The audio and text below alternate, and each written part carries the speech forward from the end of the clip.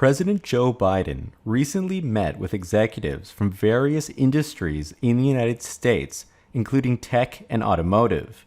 He invited Mary Barra, the CEO of General Motors, and Jim Farley, the CEO of Ford, to the White House to talk about electric vehicles. However, Biden has been consistently going out of his way to not invite the true electric vehicle leader in the country, which is Tesla. CEO Elon Musk may know a thing or two about electric vehicles, as his company has been the pioneer of EVs. However, a major reason why the president wants nothing to do with Tesla is because Tesla isn't affiliated with the United Auto Workers, or the UAW, which is the major automotive union in the country. Even Elon Musk has noticed that the president has simply not been able to say the word Tesla, and he recently tweeted to him, starts with a T, ends with an A, ESL in the middle, and has complained multiple times on Twitter that the president is essentially avoiding the company. There was even a billboard in Times Square encouraging the president to just say it, referring to Tesla being the #1 player in EVs. However, just now, in an interesting turn of events, Biden finally acknowledged Tesla's existence. The president stated, "From iconic companies like GM and Ford building out new electric vehicle production, to Tesla, our nation's largest electric vehicle manufacturer, to innovative younger companies like Rivian," and later adding that manufacturing is coming back to America after decades. In a pretty dramatic turn of events, the president finally mentioned Tesla, and not only that, but he referred to them as the nation's largest electric vehicle manufacturer. Now, previous to this, Tesla enthusiasts got together and signed a petition on change.org to demand that the president acknowledge Tesla's leadership in the electric vehicle space. And the petition stated that Tesla has been repeatedly left out by the Biden administration in favor of other automakers such as General Motors.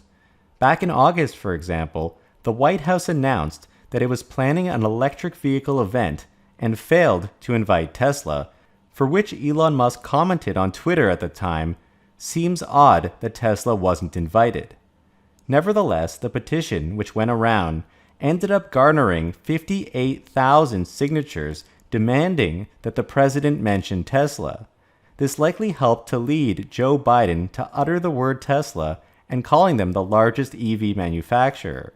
Elon Musk ended up replying to the tweet containing the petition reference, saying, "Thanks, this made a difference." Now, this may be slightly ambiguous, however. Is he referring to the petition that ended up bringing the memo to Joe Biden, or is he referring to the acknowledgement of Tesla itself from the president? Perhaps it is likely both. Simply mentioning Tesla in a speech may only be the first step in warming up to the EV pioneer, since there's a lot of work to be done in the country, and listening to what Tesla has to say may be of the utmost importance at this critical time in history. A few hours earlier, the president tweeted that China has been leading the electric vehicle race, but that's about to change. He says, "We're building a convenient, reliable, equitable, national public charging network.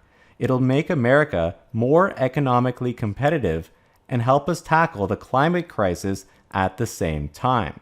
Now again, Elon Musk replied to this with one word, Tesla, but also attaching an article that listed the top 5 EV automotive groups in the world ranked by sales.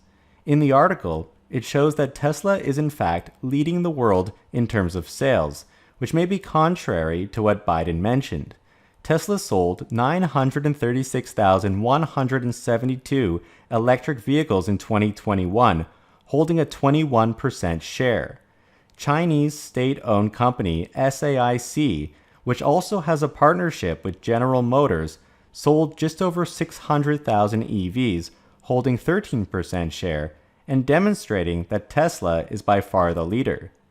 That said, SAIC's partnership with General Motors mainly sells a vehicle called the Wuling Mini, which retails for approximately $5,000.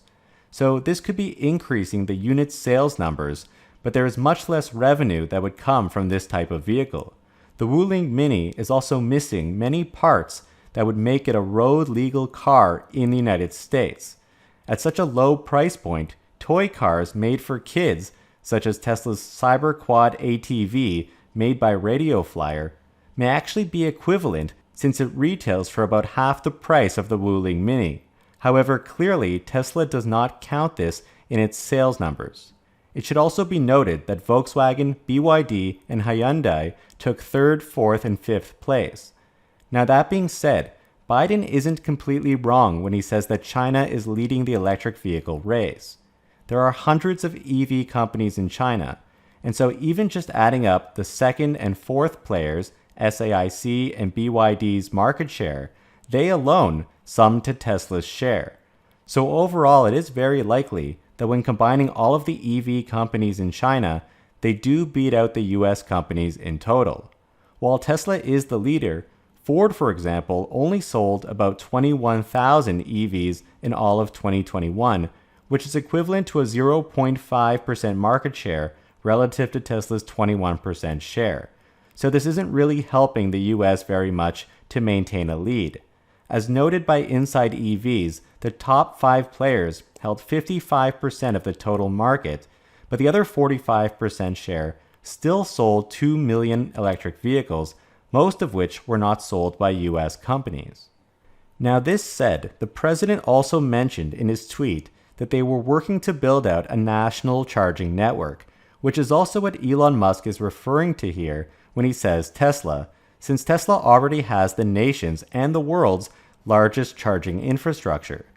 Tesla is also working to open up their network so that third-party vehicles can also use it for charging. So effectively, the president is still pushing something that has already been done by Tesla, which still shows a lack of understanding of the state of the EV industry. It makes a lot of sense to have an open communication with Tesla, since perhaps government funds could be better used elsewhere to support the industry.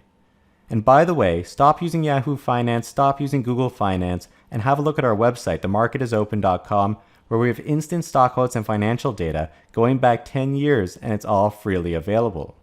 Of course, the president has been pushing to give union-made electric vehicles in the United States an additional $4,500 tax incentive.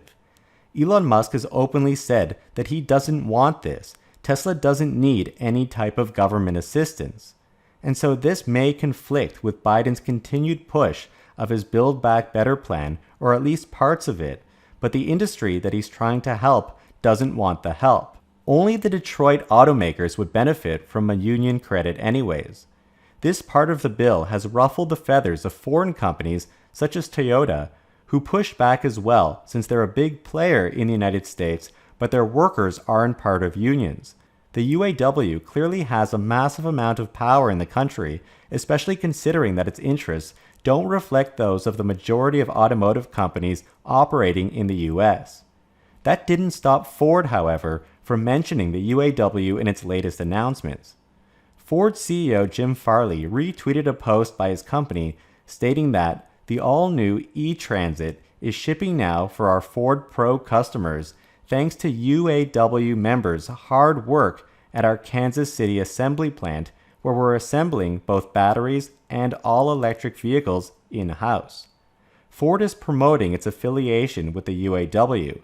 However, there's nothing special about union jobs except the UAW's power to influence the government.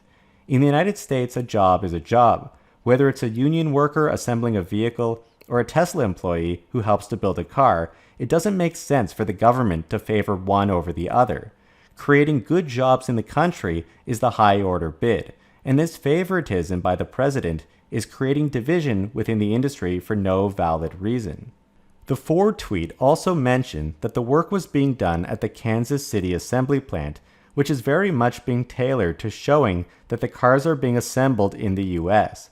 Biden's Build Back Better plan was offering a relatively small additional $500 for cars built in the US, and Ford is making sure this is well known. That said, while Ford's e-Transit van is beginning to roll off the assembly line, vans use an enormous amount of batteries compared to cars since they're much larger. Ford was only able to deliver 21,000 Mustang Mach-E's in the US in all of 2021, yet they're already taking on new projects and trying to expand their vehicle lineup before even scaling up production of their other products. Given that the industry faces major battery constraints, not only for the manufacturing of batteries, but for the materials that go inside them, it's strange that Ford has elected to start on another large vehicle, the E-Transit, which will also need to share resources with the Mach-E, not to mention the electric F-150 Lightning, which is likely to be a battery hog as well when it's released in the springtime if Ford can meet their deadlines. Now, there was one interview earlier last week with the Commerce Secretary, Gina Raimondo, being interviewed on CNBC. Interviewer Melissa Lee brings up the snub by the president towards Elon Musk and asks the Commerce Secretary if the communication lines are now open with Elon and the Biden administration. She replies absolutely, and that none of this is personal. These issues are way too important for anyone to have feelings hurt. Anyone who is willing to help us, they want the help. Now, this is interesting because it was getting pretty personal between Elon Musk and the president. If the administration needs help, then they should treat the automotive industry CEOs equally and fairly. But ignoring and not listening to the largest electric vehicle maker in the nation is setting a bad precedent, and then asking for help from anyone or from Tesla after that appears to not be in the best faith. If the government needs help from Tesla, then the line of communication needs to work both ways. All in all, it was refreshing to see the president mention Tesla for the first time. However, a mention isn't the same as taking action that is aligned with both the government and all the auto manufacturers in the country. By purposely ignoring Tesla, potentially the only hope in the country for keeping its competitiveness, the government has already gotten off on the wrong foot, and so the Biden administration will likely be required to continue to mend the relationship with the largest electric vehicle maker in the nation. So do you think that the president mentioning Tesla was a good first step? And what do you think are the subsequent actions that the Biden administration will need to take in order to truly help the United States maintain its competitive edge in electric vehicle manufacturing? Be sure to watch my recent video linked in the description below, where I made the case that Tesla is anti-fragile and that a recession could actually benefit Tesla for a number of reasons. Please hit the like button and subscribe, we would really appreciate that. And a huge shout out to all of our patrons that help to support our channel. Your support helps us to continue to make great content. Thank you guys so much for watching.